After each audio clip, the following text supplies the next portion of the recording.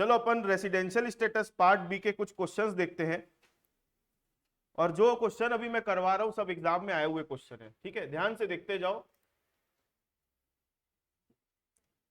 The following are the income of Shri Mahesh for the previous year 24-25। गत वर्ष 24-25 के लिए श्री महेश की आय निम्नलिखित है।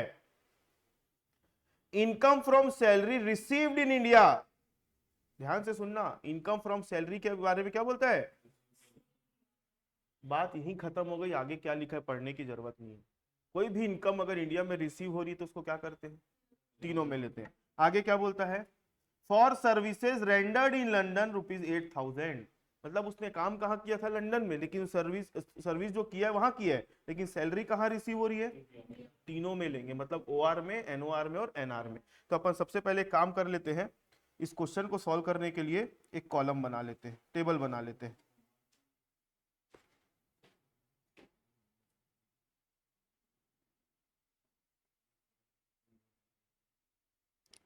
कैसे बनाना है देखो,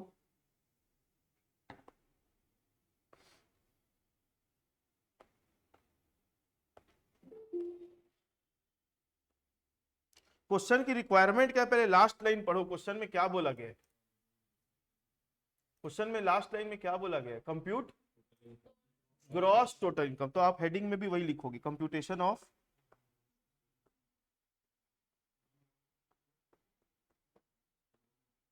ग्रॉस टोटल इनकम, ठीक है, ओआर, एनओआर और एनआर।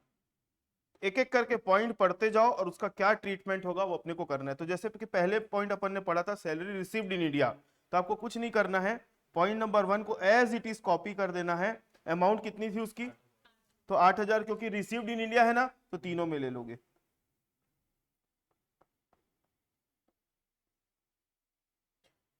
अब एक मजे की बात यह है कि हर पॉइंट से रिलेटेड आप लोगों को क्या लिखना पड़ेगा, एक नोट्स लिखना पड़ेगा, ठीक है। तो मैं यहां पर है ना एक नीचे बना देता हूं नोट्स का column.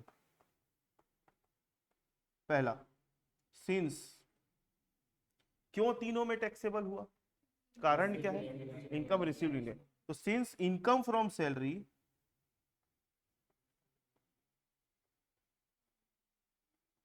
Is received in India,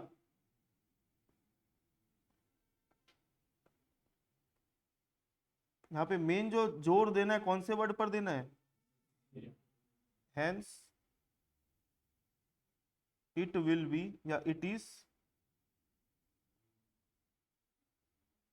taxable in all the 3 cases, that is OR, NOR and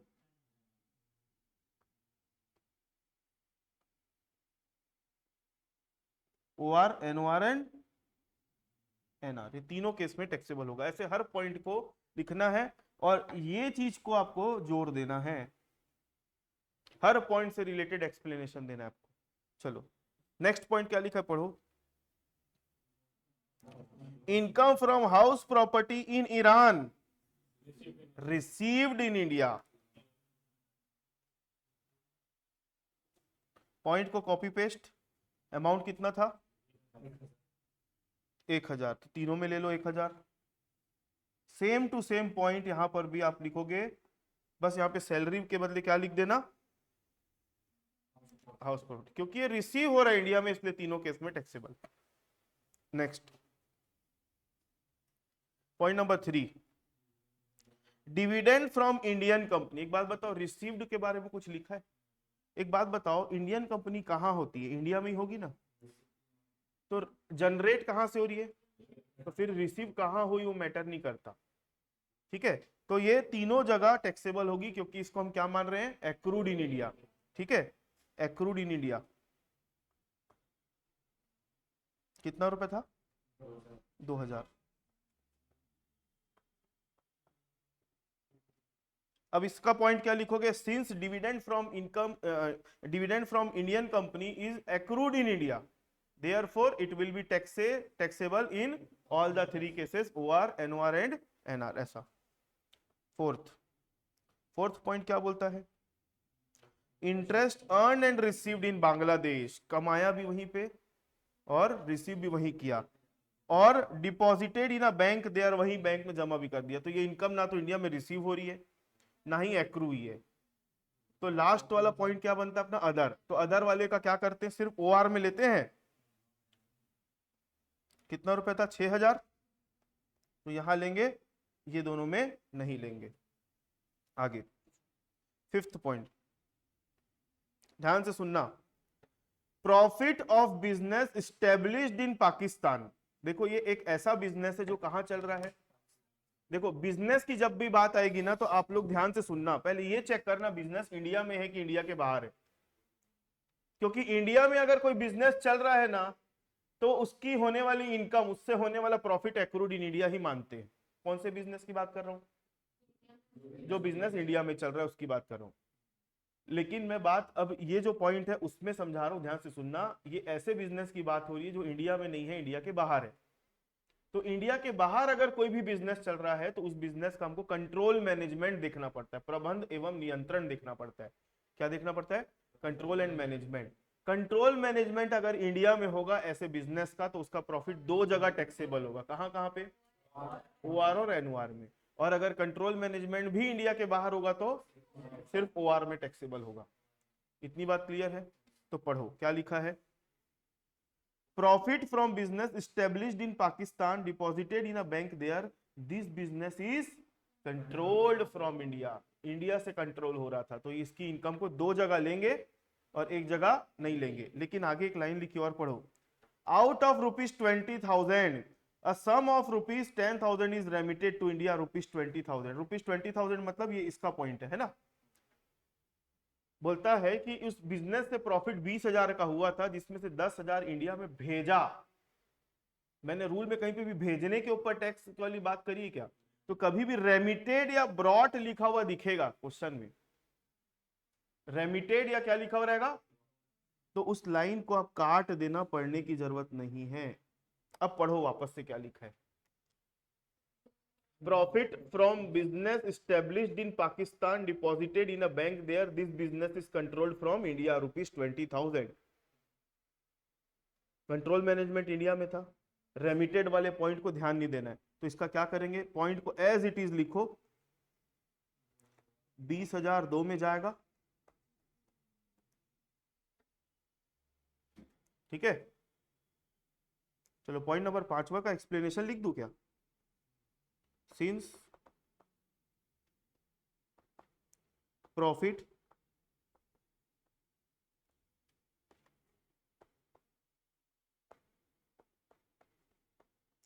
business in Pakistan is since, एक मिनट ना, since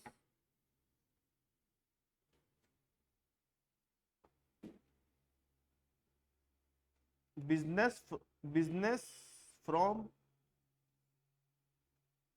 business of Pakistan is controlled and managed from India, hence profit from this business will be या is taxable only in case of OR and NOR. क्योंकि business जो है पाकिस्तान वाला वो कहां से कंट्रोल मैनेज हो रहा है, इसलिए उसका जो प्रॉफिट होगा वो केवल किसके किसके में टैक्सेबल होगा, ओआर और एनओआर। तो देखो पहले पॉइंट के बाद सीधा मैंने 5वां पॉइंट लिखा है, बीच के जनरल पॉइंट से आप लोग लिख सकते हो। चलो 5वें पॉइंट के बाद क्या था बोलो। इनकम एक्रूड इन भोपाल। भोपाल कहां है, कि नेपाल के पास में, नेपाल भोपाल, भोपाल मध्य प्रदेश की राजधानी है, मतलब इंडिया में है। तो income accrued in Bhopal but received in Singapore. अब रिसीव कहीं पे भी हो, एक्रू तो इंडिया में हो गया ना, तो 6,000 तीनों में जाएगा।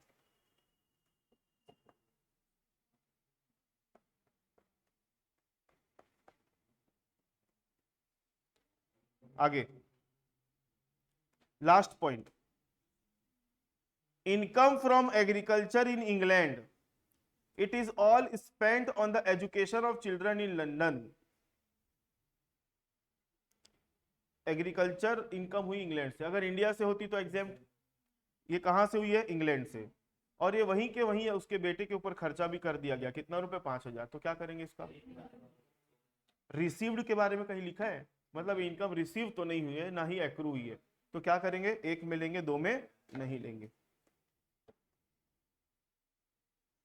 कितना रुपया, 5,000 था क्या? और कोई पॉइंट बचा? बस आपको क्या करना है, टोटल मार देना है लास्ट में।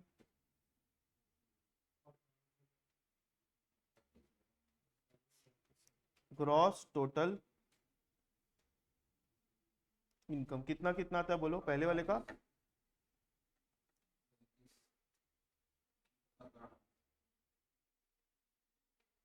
ये आपका आंसर है। पॉइंट वॉइंट सब लिख लेना, पॉइंट लिखने में अगर कहीं पे किसी को कोई डाउट होगा तो मेरे से पूछ लेना आप लोग, मैं बता दूंगा, ठीक है। अगर ये क्वेश्चन पेपर में आ जाता है या इस तरीके का कोई पेपर में क्वेश्चन आ जाता है, तो आप लोगों को सिर्फ वो टेबल बना दोगे और आंसर निकाल के रख दोगे तो पूरे में पूरे मिलने का चांस बहुत कम हो जाएगा। लेकिन आप प्रॉपर अगर उसके नीचे नोट्स भी बनाते हो, मैं पूरे इनकम टैक्स के सब्जेक्ट की बात कर रहा हूँ, पूरे इनकम टैक्स में नोट्स बहुत जरूरी है। हर क्वेश्चन के नीचे आपको क्या बनाना पड़ेगा, नोट्स, मतलब उस इनकम टैक्स का रूल जो जो मैंने बताया है, सिखाया है क्लास में, वो लिखना पड़ेगा आप लोगों को, ठीक है। चलो नेक्स्ट क्वेश्चन देखो भाई, ये वाला।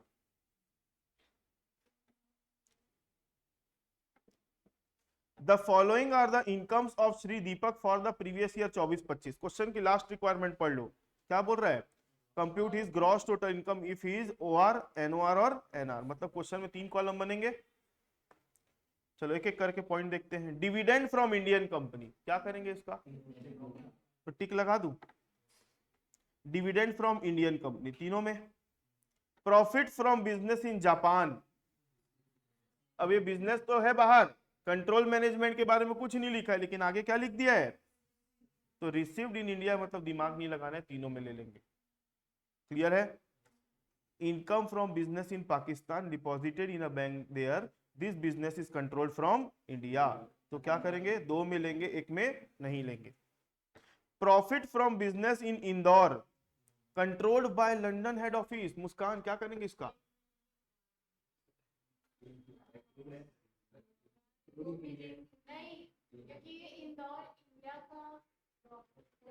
आप अपना जवाब दे दो, फिर और लोगों से पूछ रहा हूं, बताओ। आप बोलो ईशा,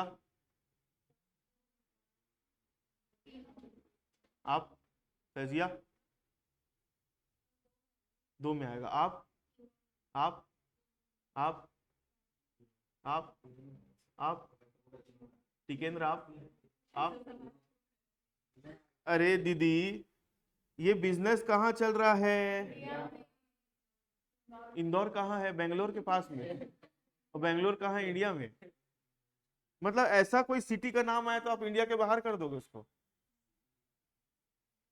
मैं क्या बोला था, सुनो, बिजनेस 2 टाइप के होते हैं, एक इंडिया में चल रहा है बिजनेस और इंडिया के बाहर वाला। तो इंडिया वाला बिजनेस, उसका जो प्रॉफिट होगा ना, इंडिया वाले बिजनेस का जो प्रॉफिट होगा वो हमेशा एक्रूड इन इंडिया होगा। जो कंट्रोल मैनेजमेंट वाला लफड़ा अपन पालते हैं वो कौन से वाले बिजनेस के लिए है, इंडिया के बाहर जो चल रहा है। तो ये इंडिया में चल रहा है बिजनेस, कंट्रोल कहीं से भी हो ना, हमको क्या करना है, तीनों में लेंगे, ठीक है।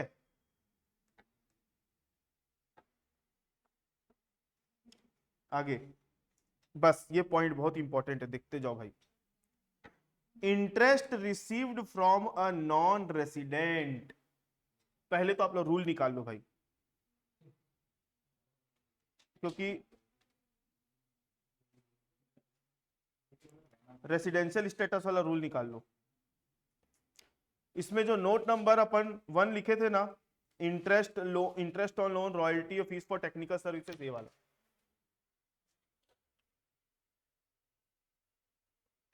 इंटरेस्ट ऑन लोन मतलब हमने किसी को लोन दिया है, तो सामने वाला हमको क्या पे करेगा, समीरा, ब्याज पे करेगा। हमने किसी को लोन दिया है तो सामने वाला हमको क्या पे करेगा? ब्याज। तो जिसको हमने लोन दिया है तो सामने वाली पार्टी गवर्नमेंट है क्या? तो हमने अगर लोन किसको दिया है? गवर्नमेंट को दिया है, तो उसका ब्याज अगर मिल रहा है तो उसको हम क्या मानते हैं? ऑलवेज एक्रूड इन इंडिया मानते हैं। लेकिन अगर सामने वाली पार्टी कोई रेसिडेंट या नॉन रेसिडेंट है, मतलब अदर देन गवर्नमेंट है, तो उससे मिलने वाला ब्याज तभी एक्रूड इन इंडिया होगा जब वो उसका बिजनेस कनेक्शन इंडिया होगा। बिजनेस कनेक्शन कहां से होगा? इंडिया से होगा। तो चलो अपन एक क्वेश्चन जो अभी देख रहे थे उसी में आगे बढ़ते हैं। क्या लिखा है पढ़ो। Interest received from a non resident, मतलब गवर्नमेंट से नहीं मिल रहा है, किससे मिल रहा है? मिस्टर अब्दुल, मतलब मिस्टर अब्दुल गवर्नमेंट नहीं है, एक नॉन रेसिडेंट है। On the loan provided to him for a business carried on in India. मतलब हमने अब्दुल को लोन दिया, अब्दुल एक नॉन रेसिडेंट है, वो उस लोन को लेके बिजनेस कहां कर रहा है? मतलब उस लोन का कनेक्शन कहां से है? तो उससे मिलने वाला ब्याज भी एक्रूड इन इंडिया ही मानेंगे। ठीक है, आगे बढ़े।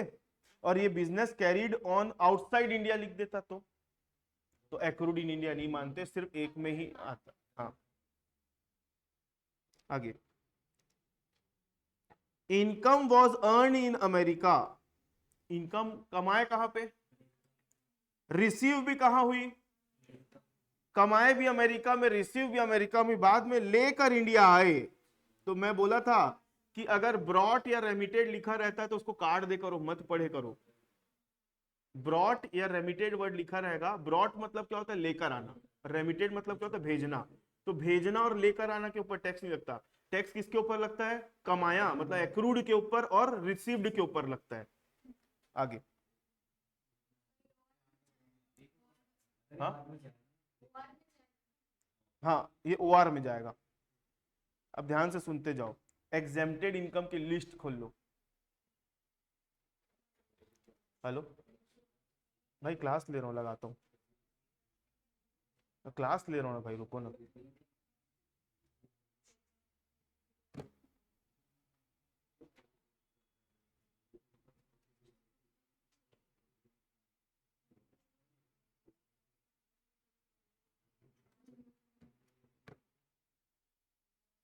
पढ़ो इसको, क्या लिखा है?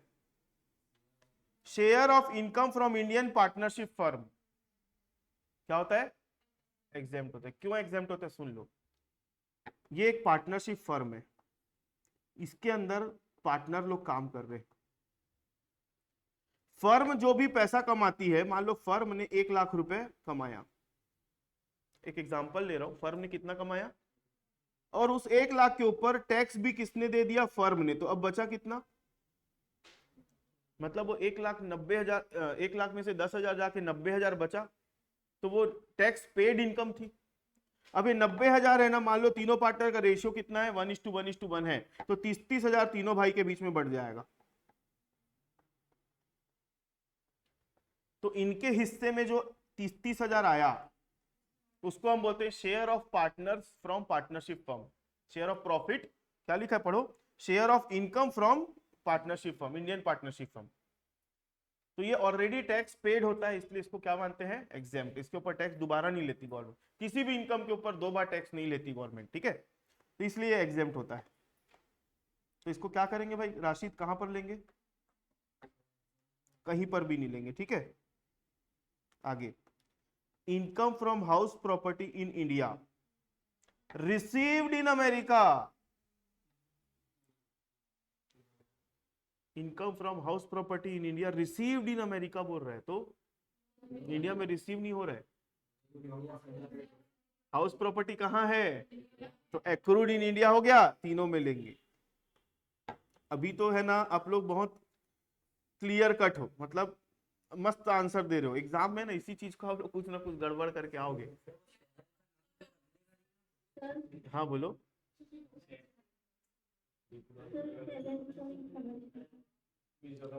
7th पॉइंट है ना, एग्जेम्प्टेड होता है। आप लिस्ट खोल के देखो। हाँ, 1 मिनट। 7th नंबर का जो पॉइंट होता है ना, वो एग्जेम्प्ट होता है। मैंने लिखवाया है, आप लोगों को चेक करो। ये लिखा है exempted income, share of income और profit from partnership firm to partner, ये क्या होता है? एग्जेम्प्ट। ठीक है। 6th नंबर के पॉइंट में मैंने टिक नहीं लगाया है ना, क्या था इसका? Income earn in America received there, एक में जाएगा, दो में नहीं जाएगा। ठीक। इनकम फ्रॉम हाउस प्रॉपर्टी वाला भी हो गया। Interest on debenture of an Indian company received in Dubai, income on debenture of Indian company received in Dubai, Dubai में रिसीव हो रहा है। कंपनी कहाँ की है? तो इन्वेस्टमेंट हमारा इंडिया में था, तो इससे होने वाली इनकम जो है एक्रूड इन इंडिया मानेंगे। आगे,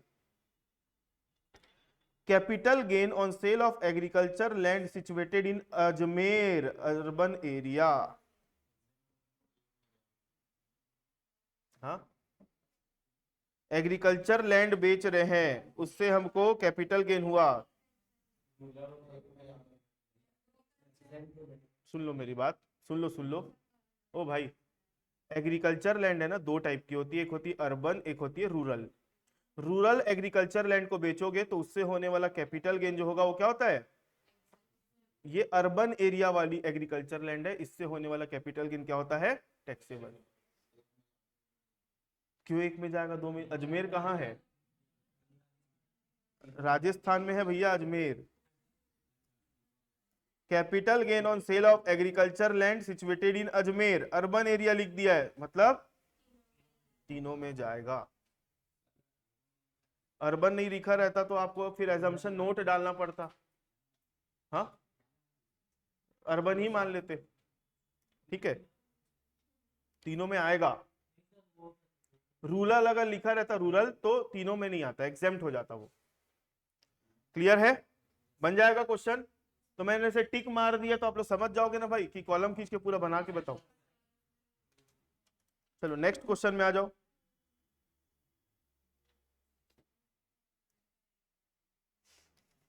following are the particulars of income of mister Hemant Kachoriwala for the previous year ending 31 March 2025। अरे रहते हैं सरनेम, कचौड़ी वाला, बंदूक वाला, दारू वाला, है ना, बहुत सारा। हमारी भाभी है, उसका सरनेम पुनी वाला है। पुनी मतलब रुई, भोपाल में रहते तो रुई का बिजनेस, तो वाला वाला, फिजिक्स वाला, कॉमर्स वाला, ऐसा हो गया। अपन इनकम टैक्स वाला बन जाए क्या?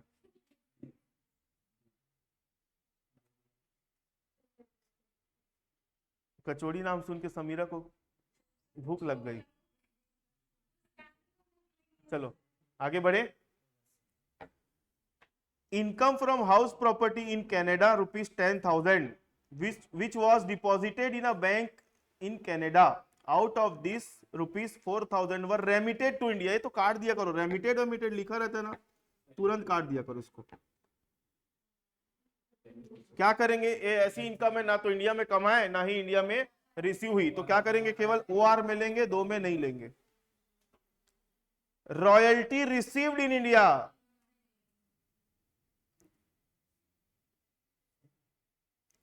Income from business in Sri Lanka 25,000, out of which ₹15,000 were received in India. This business is controlled from India. सुन लो ध्यान से, income from business in Sri Lanka 25,000, उसमें से 15,000 बोलता है इंडिया में रिसीव हुआ है, और ये जो बिजनेस है ना, कंट्रोल कहां से हो रहा था? तो क्या करेंगे इसका?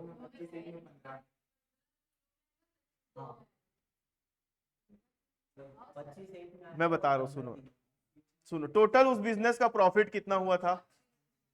यहां पर एक वर्ड लिखा है आउट ऑफ विच लिखा है, सुनो, ऑफ विच मतलब उसमें से 15,000 इंडिया में रिसीव हुआ है। तो 15 से 25 अलग नहीं है, उसी 25 में से ही 15 रिसीव हो रहा है इंडिया में। मतलब टोटल आपके हिसाब से 40 हो जाएगी, नहीं तो इनकम टोटल टोटल कितना प्रॉफिट हुआ है? 25, जिसमें से 15,000 रिसीव्ड इन इंडिया है। तो रिसीव्ड इन इंडिया अगर होता है तो क्या करते? तीनों में लेते, OR, NOR और NR। तो 15,000 तीनों में लेंगे, तो एक काम करता हूं 15 15 15 तीनों में लिख देता हूं, कोई दिक्कत? रुक तो जाओ दीदी, रिसीव्ड इन इंडिया है इसलिए ले रहे हैं। आगे, अब बच गया कितना प्रॉफिट, और ये 10,000 एक ऐसे बिजनेस का प्रॉफिट है जो इंडिया के बाहर चल रहा है, लेकिन इसका कंट्रोल मैनेजमेंट इंडिया में था। तो ऐसे वाले को क्या करते हैं, दो में लेते हैं, एक में नहीं लेते हैं। तो किस में लेंगे, ओआर में लेंगे, एनओआर में लेंगे और एनआर में लेंगे क्या। तो 10,000 इसमें ले लो, 10,000 इसमें ले लो, और लास्ट वाले को, तो टोटल कितना आता है, 25, 25 और 15। तो आप जब क्वेश्चन सॉल्व करोगे ना, तो ये वाला काम रफ में करना, और जब पॉइंट लिखना तो पॉइंट में सीधा 25, 25, 15 लिख देना, उसका कैलकुलेशन करके दिखाने का जरूरत नहीं है। या फिर एक अच्छा प्रेजेंटेशन और है, आप लोग बोलोगे तो बता देता हूं मैं। देखो, जब आप लोग क्वेश्चन सॉल्व करोगे ना, तो 3 कॉलम बनाओगे,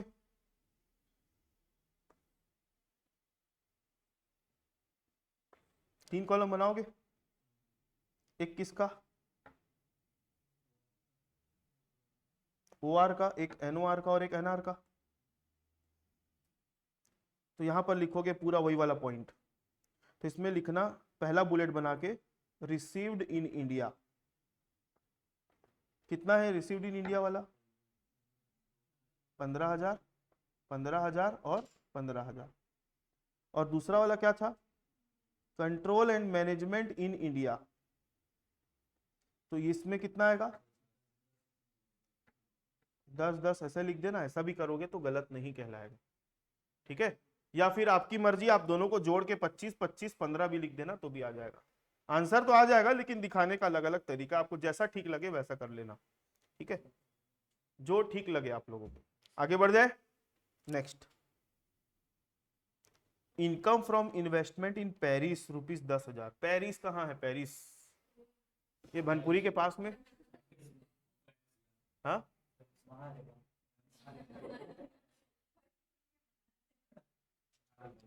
एक तो गाना था ना शाहरुख खान का, लंदन देखा पेरिस देखा वाला। तो ये पेरिस है भाई, बाहर है। तो यहाँ की इनकम इंडिया में ना रिसीव हुई है ना ही एक्रू हुई है, तो क्या करेंगे, एक में जाएगा, दो में नहीं जाएगा।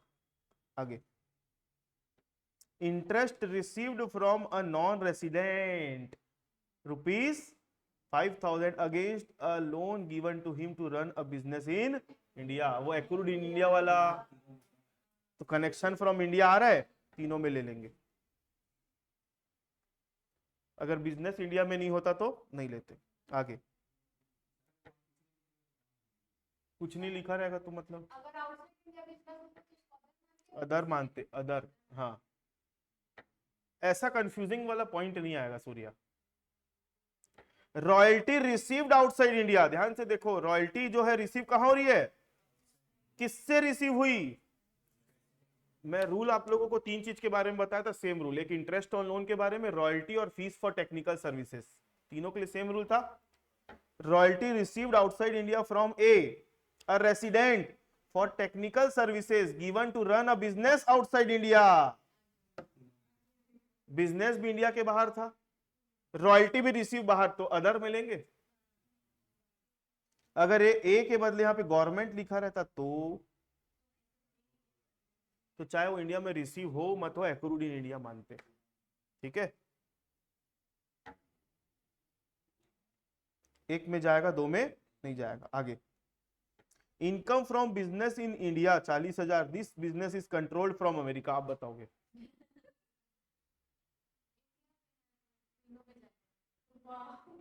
आप बताओ। वेरी गुड, ताली बजा दो भाई उसके लिए, एकदम।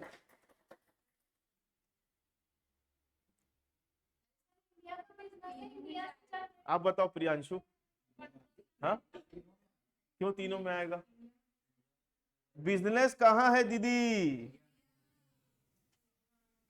कंट्रोल मैनेजमेंट कब देखते हैं, ऐसे बिजनेस के लिए देखते हैं जो इंडिया के बाहर चल रहा है, ऐसे बिजनेस के लिए देखते हैं, ठीक है। सही कराने की भी जिम्मेदारी मेरी है, 4 बार डाउट पूछो वही चोइच वाला, तब सही हुआ उसका, नहीं तो गलती बना रहे थे आप, ठीक है। बिजनेस कहां था, आगे, income from sale of house property in Gwalior. Gwalior नाम ऐसा है कि लगता है कोई विदेश का शहर है, इंडिया में ही है भाई, एमपी में है ग्वालियर। कितना? 30,000। क्या करेंगे टिकेंद्र? क्यों? प्रॉपर्टी कहाँ है? ठीक है, तीनों में लेंगे, बन जाएगा क्वेश्चन।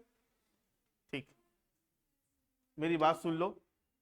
इसी तरीके से आप लोगों को और भी क्वेश्चन है बनाने हैं, तो मैं आप लोगों को अभी उन क्वेश्चंस का मतलब क्वेश्चन बैंक दे दूंगा जो पास्ट ईयर में आए हुए हैं।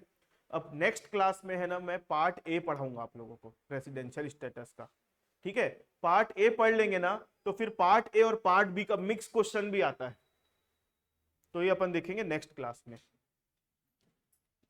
इसका पीडीएफ में शेयर कर देता हूं आप लोगों से।